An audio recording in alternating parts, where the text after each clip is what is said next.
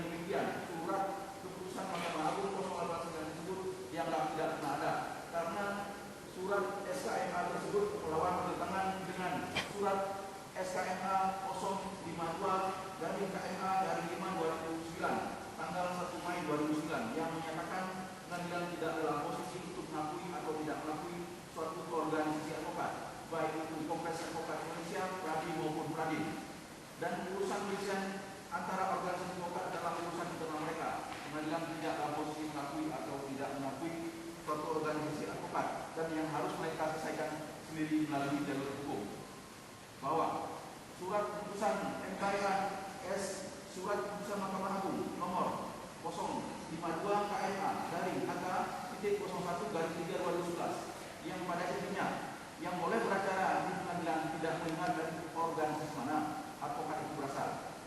4. Bahwa masalah sumpah advokat pasal 4 yang menjadi konflik internal organisasi advokat telah diputuskan oleh Mahkamah Konstitusi nomor 101/PU dari 7/2009 tanggal 30 September 2009 bahwa sumpah itu tidak mempunyai kekuatan hukum mengikat. Jadi tidak perlu lagi untuk mempersoalkan masalah sumpah karena sifatnya atributif atau seremonial dan tidak ada kaitannya dengan persoalan konstitusional norma, dan sesuai dengan pasal 3 ayat 2 Undang-Undang Advokat secara empiris pertis telah menyatakan bahwa advokat yang telah diangkat berdasarkan syarat-syarat yang ditentukan oleh undang-undang, advokat dapat menjalankan praktiknya sesuai dengan bidang-bidang yang dipilih sesuai dengan putusan aku. Jadi perihal advokat bersidang di pengadilan cukup hanya menunjukkan kartu advokat saja dan surat kuasa, dan kami hanya menjalankan perintah undang-undang. Mahkamah Konstitusi nomor 101/PUU 7/2009 yang kedudukannya sama dengan undang-undang. 5. Bahwa surat keputusan Mahkamah Agung nomor 113/2009 jelas-jelas menanyakan majelis hakim tidak berhak menanyakan berita acara sumpah kepada advokat yang beracara di pengadilan. Mahkamah Konstitusi telah memberi teladan yang baik bahwa setiap advokat atau kami yang bersidang di Mahkamah Konstitusi cukup hanya menunjukkan surat kuasa dan kartu advokat atau KTP. 6. Bahwa memperhatikan putusan Mahkamah Konstitusi nomor 060/PUU-2/2004 tanggal 15 Februari 2005 dalam amarnya menyatakan pengawasan terhadap advokat pasal 36 Undang-Undang nomor 14 tahun 1985 tentang Mahkamah Agung Republik Indonesia sebagaimana telah diubah dengan Undang-Undang nomor 5 tahun 2004 itu pasal 54 ayat 1 Undang-Undang nomor 2 tahun 1986 sebagaimana telah diubah dengan Undang-Undang nomor 8 tahun 2004 tentang peradilan umum. Undang-Undang nomor 49 tahun 2009 tentang perubahan kedua atas Undang-Undang nomor 2 tahun 1986 tentang peradilan umum telah dicabut fungsi pengawasan advokat oleh Mahkamah Agung. Jadi tidak ada kewenangan Mahkamah Agung untuk mengawasi advokat, karena yang berhak mengawasi advokat adalah organisasi advokat itu sendiri. Dengan demikian, urusan advokat adalah urusan rumah tangganya sendiri dan tidak boleh dicampur dan intervensi oleh Mahkamah Agung. Karena kewenangan mengawasi advokat sudah dicabut. Benar tidaknya advokat adalah urusan organisasi advokat itu sendiri. Terkait dengan sumpah, bahwa sumpah yang sudah dimohonkan oleh atau telah diusulkan oleh Kongres Advokat Indonesia kepada Ketua Pengadilan Tinggi Jakarta dalam hal ini sejak putusan Mahkamah Konstitusi 101/PU-7/2009 bukti terlampir tidak pernah ditanggapi oleh Ketua Pengadilan Tinggi dalam waktu yang diberikan 2 tahun, tidak pernah ditanggapi.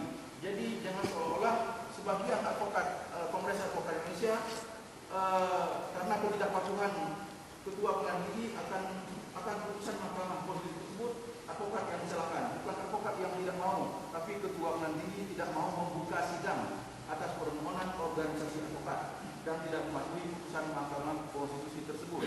8.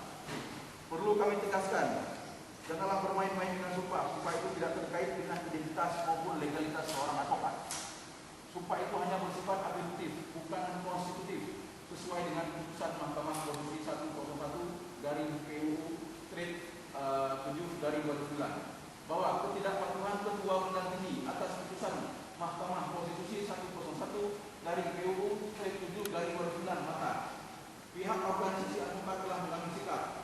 Sebagian untuk melakukan penyumpahan oleh ulama, sebagian telah diambil sumpah oleh pengadilan tinggi. Namun hanya sebagian saja. Dan janganlah jadikan sumpah itu sebagai alat.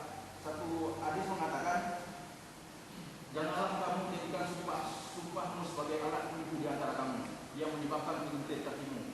Sudah kokoh tegaknya dan kamu rasakan kemeratan di dunia karena kamu menghalangi manusia dan jalan Allah. 9. Bahwa dalam rumusan diskusi yang dilaksanakan oleh ketua dan hakim Pengadilan Tinggi Tata Usaha di Palembang menyikapi perselisihan organisasi advokat yang dilaksanakan tanggal 19 Oktober 2010 di Palembang yang menghasilkan 3 hal penting. Salah satunya adalah advokat yang belum bersumpah di sidang terbuka pengadilan tinggi tapi dapat dibuktikan melalui surat yang sudah dimohonkan dan dimintakan usulan penyumpahnya oleh suatu organisasi advokat, tapi sejak surat usulan tersebut diajukan belum ada jawaban atau kepastian mengenai penyumpahnya dari pengadilan tinggi, maka yang bersangkutan dapat beracara di pengadilan. 10. Pasal 5 Undang-Undang Advokat ayat 1. Advokat berstatus sebagai penegak hukum, bebas dan mandiri yang dijamin oleh hukum dan peraturan perundang-undangan. 11. Pasal 12 Undang-Undang Advokat ayat 1. Pengawasan terhadap advokat dilakukan oleh organisasi advokat. Junto putusan Mahkamah Konstitusi 067 PU 2/2014. Jadi benar tidaknya advokat itu urusan organisasi advokat, bukan urusan pengadilan.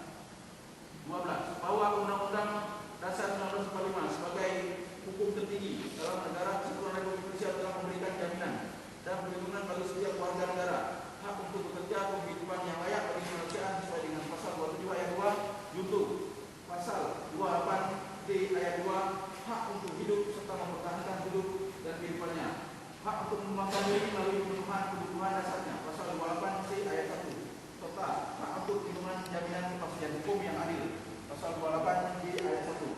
Oleh karena itu tidak boleh ada ketentuan, tidak ada ketentuan hukum yang berada di bawah Undang-Undang Dasar 1945 yang langsung atau tidak langsung mengenai hak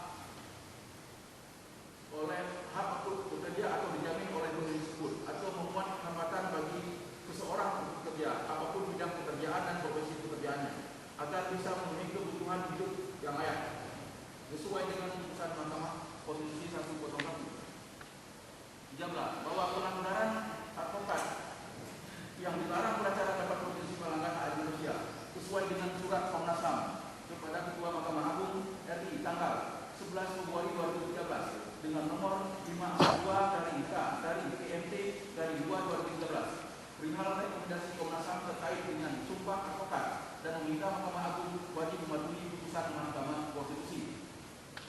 14.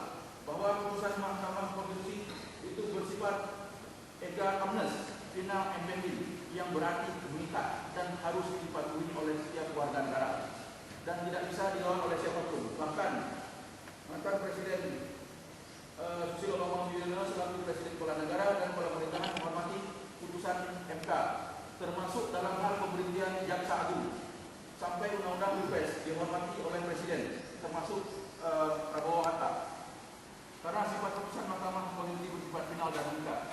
15. Bahwa azas hukum berlaku lex superior dan lex inferior atau peraturan yang di atas menyampingkan aturan yang berada di bawahnya.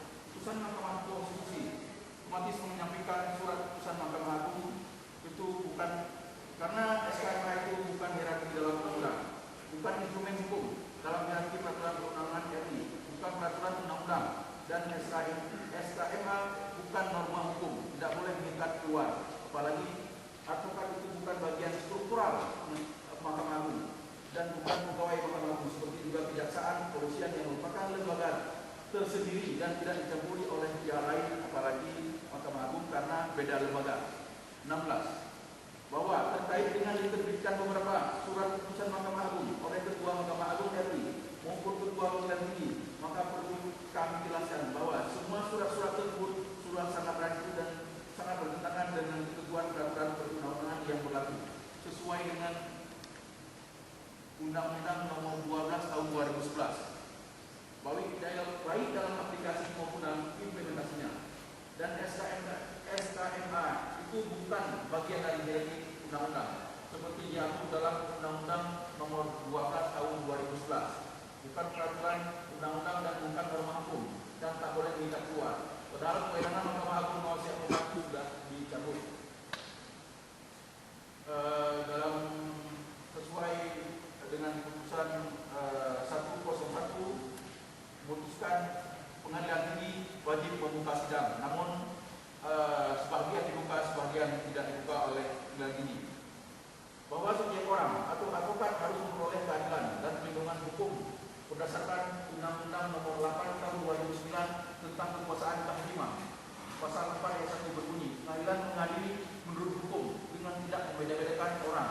Pengadilan membantu pencari keadilan dan mengatasi segala hambatan dan rintangan untuk dapat tercapainya peradilan yang sederhana, cepat, dengan biaya murah.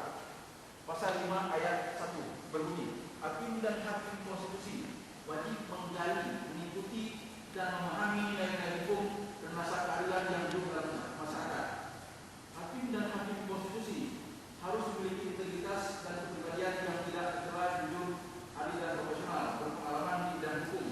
Selanjutnya pasal 10 ayat 1 untuk Undang-Undang Nomor 4 Tahun 2004, pasal 16 junto AB pasal 22 berbunyi, pengadilan dilarang menolak untuk memeriksa, mengadili, dan memutus suatu perkara yang diajukan dengan dalil bahwa hukum tidak ada atau 12, melainkan kuat